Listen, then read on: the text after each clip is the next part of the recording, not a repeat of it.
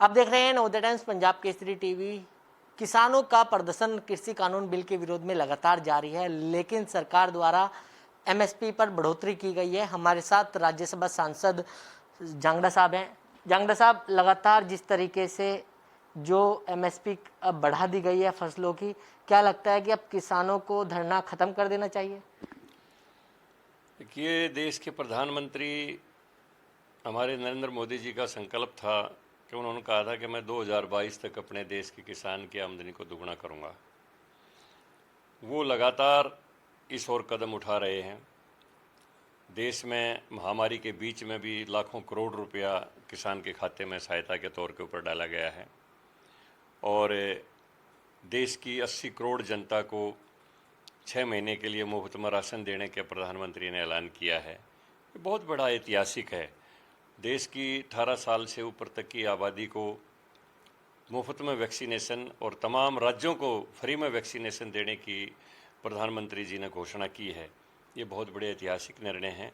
अब मैं समझता हूँ किसान इस आंदोलन के बीच में नहीं रहे हैं।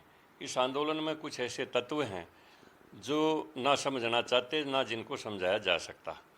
क्योंकि जब भी कोई प्रदर्शन होता है किसान के नाम के ऊपर, उसमें किसान नहीं होते हैं, मैं समझता हूँ किसान के नाम पर प्रदर्शन होता है तो आमतौर पर यह देखा जाता है कि उनके अंदर कम्युनिस्टों के लाल झंडे होते हैं।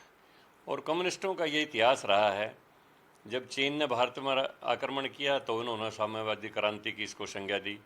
देश की आज़ादी का समय आया तो उन्होंने कहा कि साम्यवाद जब तक ना आए तो देश आज़ाद नहीं होना चाहिए। देश में पब्लिक सेक्टर की जितनी इंडस्ट्रीज थी, जितने भी उद्योग थे, सबको इन्होंने हड़ताल करवा करवा के बंद करवा दिया। तो ये लोग तो नहीं चाहेंगे कि भारत किसी भी मामले में आत्मनिर्भर हो, और ऐसी देश विरोधी ताकतें जो है वो हमेशा आंदोलन के बीच में आ जाती हैं और वही इस आंदोलन को कैच किए हुए हैं। अब किसान आंदोलनरत नहीं है, तथाकथित किसान के नाम पर कुछ लोग जिनका काम ही देश के विरोध में काम करना है, वो लोग इस आंदोलन में आ गए हैं और वही इसमें सक्रिय भूमिका निभा रहे हैं। अब राकेश टिकैत जी का पश्चिमी बंगाल में जाके ममता बनर्जी से मिलना क्या सिद्ध करता है? राकेश टिकैत ने चुनाव लड़के देख लिए, उसकी खुद की कोई ज़मीन नहीं है, उसकी ज़मानत जब्त हुई है हमेशा। उत्तर प्रदेश में, उसके गृह प्रदेश में उसको कोई पूछता नहीं है, कोई भाव देता नहीं है, लेकिन हरियाणा में वो राजनीति करता है, बंगाल में जाके वो ममता बनर्जी से मिलता है। तो ये चीज़ें ये सिद्ध करती हैं कि इन लोगों ने मानना नहीं है। इन्होंने देश विरोधी जो ताकतें हैं, जो फंडिंग करती हैं और देश में अमन और चैन नहीं होने देना चाहती, देश की प्रगति में हमेशा रोड़ा अटकाने का जिनका अपना एक काम है, उनके हाथ में ये आंदोलन है और वो मेरी समझ में बहुत जल्दी समय में काबू कर ले जाएंगे। लेकिन सर, काबू कैसे होंगे? 6 महीने का वक्त बीत चुका है और 6 महीने से ज़्यादा जो है लगातार किसान जो है लगातार धरना लगाए हुए हैं। और 6 महीने पर चाहे उन्होंने काले झंडे दिखाने की बात हो, चाहे वो देश में प्रदर्शन करने की बात हो, दिल्ली के अलग अलग बॉर्डर पर वो बैठे हुए हैं। उन्होंने बंगाल में जाकर बीजेपी के खिलाफ चुनाव को लेकर भी उन्होंने वहां पर प्रचार किया है। क्या लगता नहीं कि सरकार को भी किसानों से बातचीत करनी चाहिए? क्योंकि 26 जनवरी से 22 जनवरी के बाद जो है मीटिंग बिल्कुल पूरी तरीके से बंद है। भारत के कृषि मंत्री माननीय नरेंद्र तोमर जी ने कल भी टीवी के अंदर, अखबारों के अंदर अपना घोषणा की है कि सरकार के दरवाजे बातचीत के लिए पहले भी खुले थे, बहुत से बातचीत के राउंड हो चुके हैं और आगे भी सरकार के दरवाजे खुले हैं, बशर्ते कि कोई रचनात्मक सुझाव लेके आए। लेकिन जो लोग इस आंदोलन में हैं उनके पास कोई रचनात्मक सुझाव है ही नहीं। उन्होंने तो केवल मात्र विरोध करना है। उनसे पूछो कि इन कानूनों में काला क्या है, कुछ नहीं बताएंगे, केवल ये कहेंगे 3 काले कानून रद्द कर दो। तो आपने जैसा कहा कि किस तरह से ये ख़त्म होगा, तो मेरा अनुमान ये है कि लोगों का भ्रम टूट चुका है और जो लोग फ़िलहाल भी थोड़ा बहुत लोग इनके साथ हैं, उनका भ्रम भी बहुत जल्दी दूर हो जाएगा। अब एक तरफ से किसान के नाम पर लोग राजनीति कर रहे हैं, एक तरफ से सरकार किसान के खाते में भी पैसे डाल रही है। बम्पर फसल देश के अंदर हुई, कुदरत ने साथ दिया, सरकार ने, हमारे कृषि वैज्ञानिकों ने नए नए बीज का आविष्कार किया, नए नए फर्टिलाइज़र्स का आविष्कार किया और सरकार ने पानी का प्रबंध किया, बिजली का प्रबंध किया, किसान ने मेहनत की, सब ने मिलकर एक बम्पर पैदावार फसल हुई और सरकार ने बम्पर पैदावार को खरीदा और तमाम किसानों के खाते में समय के ऊपर पैसे चले गए, बिचौलियों के हाथ में कोई पैसा नहीं गया, तो किसान का भ्रम टूट गया। वो लोग अपने घरों में चले गए, उनको पता चल गया कि भारत के प्रधानमंत्री ने जो भी नीतियां अपनाई हैं वो किसान के हित में हैं। अब जैसे एमएसपी का को मूल्य बढ़ाया गया है, एमएसपी बढ़ाई गई है फसलों की, तो और लोगों का भ्रम टूट जाएगा। तो जैसे जैसे जितने भी लोग थोड़े बहुत इनके साथ कोई रह गया, कोई भ्रमित है, उनका भ्रम टूट जाएगा, वो इनसे अलग हो जाएंगे। और जो जो ऐसे लोग हैं जिनको विदेशी फंडिंग होती है और जो देशद्रोही और ऐसी ताकतों से जुड़े होकर देश की अमन और चैन की जो वातावरण है उसको ख़त्म करना चाहते हैं, या देश विरोधी ताकतों से जुड़ के देश की प्रगति में बाधक हैं, उनको दूसरे तरीके से काबू किया जाएगा। तो ये हो जाएगा काबू, कोई बड़ी बात नहीं है।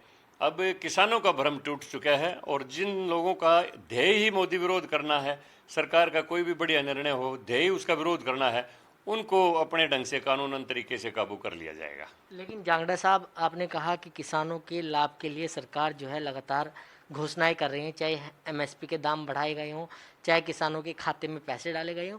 लेकिन आप हरियाणा से आते हैं, हरियाणा में लगातार किसान जो है वो सरकार का विरोध कर रहे हैं, विधायकों का विरोध कर रहे हैं।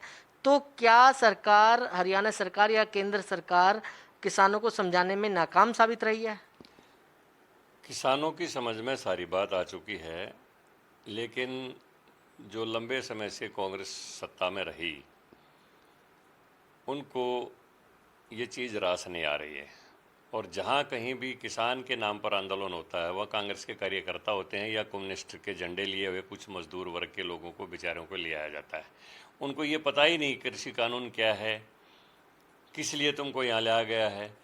उनको दिहाड़ी दे के और उनके हाथ में लाल झंडे पकड़ा के और उसके अंदर ले आया जाता है, और कोई कृषि कानूनों को समझने वाला कोई व्यक्ति उस प्रदर्शन के अंदर नहीं होता है। मेरा अनुभव है ये। वहाँ पर कांग्रेस के कार्यकर्ता होते हैं जिनके नीचे से कुर्सी खिसक चुकी है, अब वो कुर्सी की लालसा जाएगी नहीं, और चाहे कितनी लालसा पैदा करो, उनके अंदर ना कोई नेतृत्व है, ना कोई नीति है, ना कोई नेता है। जब तक उनके पास कुछ है ही नहीं, देश की जनता मुंह लगाने वाले है ही नहीं, वो थोड़े बहुत दिन में कांग्रेस के नेता कार्यकर्ता भी इस बात को समझ जाएंगे। और बहुत बड़े बड़े नेता जैसे आप देख रहे हैं, जो भी समझदार व्यक्ति हैं, अब जतिन प्रसाद जी अच्छे मजबूत नेता उत्तर प्रदेश में हमारी पार्टी में आए हैं, तो जो ज़मीनी नेता हैं, जो ज़मीन के ऊपर काम करने वाले लोग हैं, उनकी समझ में सब में बात आ गई कि मोदी जी की नीतियां देश के हित में हैं। और वो जब वो ऊपर का नेतृत्व, जो बात को समझने वाले लोग पार्टी को छोड़ छोड़ के चले जाएंगे, तो एकमात्र राहुल गांधी, सोनिया गांधी खड़े रह जाएंगे, उनमें कुछ बचने वाला है नहीं।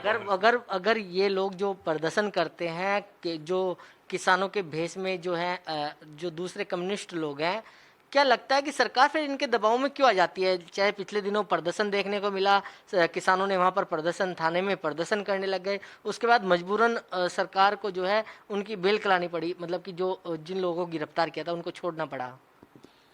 ऐसे लोगों का एक तरीका होता है, ये किसी भी आंदोलन में आग को भड़का के खुद पीछे चले जाते हैं, निर्दोष लोग इसमें मारे जाते हैं।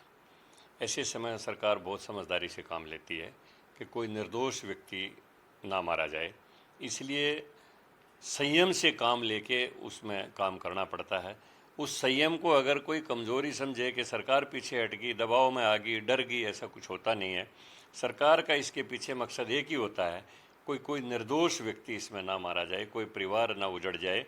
लेकिन धीरे धीरे जब उनकी छटनी हो जाएगी और जो बिल्कुल प्योर ऐसे लोग बच जाएंगे जिन्होंने देश के विरोध में ही काम करना है, फिर उनको दूसरे तरीके से काबू किया जाएगा। सर, आपने विदेशी फंडिंग की बात करी कि विदेशी फंडिंग जो है, जो यहाँ पर किसान बैठे हुए हैं उनको हो रही है, क्या लगता है कि सरकार विदेशी फंडिंग रोकने में नाकाम साबित रही है? रुक गई ना, विदेशी फंडिंग रुक गई, इसीलिए तो विचलित हैं लोग।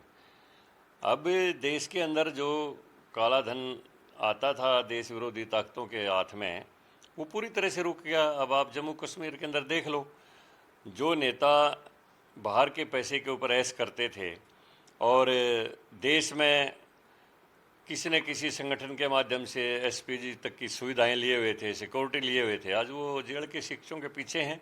उनकी तमाम सुविधाओं के ऊपर रोक लगा दी गई है, और सारा का सारा पैसा जम्मू कश्मीर लद्दाख क्षेत्र में विकास के ऊपर लग रहा है। अब विदेशी फंडिंग रुक गई तो आज देख लो, कोई भी किसी सैनिक के ऊपर कोई पत्थर फेंकने वाला वहाँ पर नहीं है। वहाँ पर लोग जाने लगे। जम्मू कश्मीर में हिंदू परिवार लगातार वहाँ पर जाके वापस अपनी प्रॉपर्टीज़ के ऊपर बैठ कर अपने रोटी रोजी के लिए लगातार अपने मकानों को पुनर्स्थापित हो रहे हैं। तो ऐसे काल में जो देश विरोधी ताकतें हैं वो बड़ी विचलित होती हैं कि ये क्या हुआ, हमारी तो सारी दुकानदारी बंद होगी। तो जब कोई सफाई होती है गंदगी की तो एक बार बदबू ज़्यादा उठती है, तो जब सफाई हो जाती है तो फिर वो असर आराम से बैठ जाती है। तो वही संक्रमण का काल चल रहा है। आने वाले समय में NRC भी लागू होगी, CAA भी लागू होगी, कॉमन सिविल कोड भी लागू होगा। अब इन चीज़ों को आगे का विचार करके वो ताकतें विचलित हैं, वो कभी किसान के नाम पर, कभी कर्मचारी के नाम पर, कभी किसी के नाम पर कोई न कोई आंदोलन के अंदर घुस के और देश में अमन चैन को बिगाड़ना चाहते हैं। अब किसान क्योंकि भोला है, बातों में आ जाता है। अब काफ़ी किसानों की समझ में बात आ गई, बाकी की थोड़ा बहुत एक आध को गुमराह व्यक्ति है उसके आ जाएगी। फिर भी ऐसे जो लोग, जैसे मैंने बताया कि ऐसे लोग जो बच जाएंगे, जिनकी समझ में आना ही नहीं है, जिन्होंने देश के विरोध में काम करना है, उनको कानून के तरीके से रोक लिया जाएगा। अच्छा जांगड़ा साहब, एक चीज़ बताओ, आप पुराने नेता हो बीजेपी के, लगातार जिस तरीके से बंगाल में किसानों ने जाकर प्रचार किया बीजेपी के खिलाफ, वहाँ हार हुई बीजेपी की, आने वाले दिनों में दूसरे राज्यों में चुनाव है, चाहे उत्तर प्रदेश में, पंजाब में, क्या लगता है कि अगर किसान वहाँ पर जाकर प्रचार करते हैं तो कहीं ना कहीं दिक्कत पैदा हो सकती है बीजेपी के सामने? बंगाल में किसी किसान नेता के प्रचार का कोई प्रभाव नहीं था। बंगाल में कांग्रेस और कम्युनिस्टों ने एक बात तय कर ली थी कि हम रहें ना रहें, बीजेपी हारनी चाहिए। एक पार्टी की 44 सीट थी, वो 0 के ऊपर आ गई कि हम बेशक पूरी तरह से बर्बाद हो जाएं। उन्होंने सारी की सारी ताकत तृणमूल कांग्रेस के साथ अपनी जोड़ दी और उसी का परिणाम था।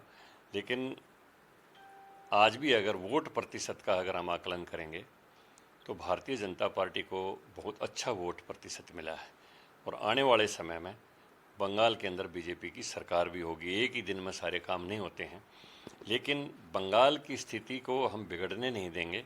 जैसे भारतीय जनता पार्टी के कार्यकर्ताओं के ऊपर हमले हो रहे हैं, उनके MLAs के ऊपर हमले हो रहे हैं, ये लोकतंत्र की स्वस्थ परंपरा नहीं है। सहन शक्ति होनी चाहिए और लोग, जनता इस बात को देख रही है। जनता ने ये बात को समझ लिया कि कम्युनिस्टों ने, कांग्रेसनों ने TMC को ताकत तो दे दी, लेकिन उस ताकत का बेजा इस्तेमाल जो किया जा रहा है लोकतंत्र के अंदर, वो लोकतंत्र के विरुद्ध है और आने वाले समय में जनता इस बात को समझ लेती है। सर, मेरा सवाल ये है कि इसका असर पड़ेगा यूपी, जब पंजाब, जो दूसरे राज्यों में चुनाव है? कोई असर नहीं पड़ने वाला है। हम 3 से 43 तक पहुँचे हैं, कांग्रेस 44 से 0 के ऊपर आ गई है। कोई इसके ऊपर असर पड़ने वाला नहीं है। बिल्कुल उत्तर प्रदेश में भारी बहुमत से सरकार बनाएंगे हम। योगी जी के नेतृत्व के ऊपर पूरी जनता को विश्वास है और जैसा उत्तर प्रदेश में आप देख रहे हैं, कोई आंदोलन नहीं है, ना किसान आंदोलन है, ना कोई दूसरा आंदोलन है और तमाम जो यूपी के अंदर जो गुंडा किस्म के जो लोग थे, उन एलिमेंट्स को पूरी तरह से योगी जी ने नेस्तनाबूद कर दिया है, उसको समाप्त कर दिया है। आज उत्तर प्रदेश के अंदर आधी रात को आप जेब के अंदर ऊपर पैसे डाल के, उछाल के निर्भीक होकर जा सकते हैं, ऐसा वातावरण पैदा कर दिया है। उत्तर प्रदेश का हर व्यक्ति समझता है कि योगी के राज में हम सुरक्षित हैं। तो बिल्कुल ये थे राज्यसभा सांसद रामचंद्र जागड़ा जी, जिन्होंने नवोदय टाइम्स पंजाब केसरी से खास बातचीत की। दिल्ली से कमल कुमार कंसल, नवोदय टाइम्स पंजाब केसरी टीवी। हमसे जुड़े रहने के लिए हमारे YouTube चैनल को सब्सक्राइब करें और नई वीडियो की नोटिफिकेशन के लिए बेल आइकॉन को दबाएं। अगर आप ये वीडियो Facebook पर देख रहे हैं तो लाइक जरूर करें और ज्यादा से ज्यादा शेयर करें। धन्यवाद।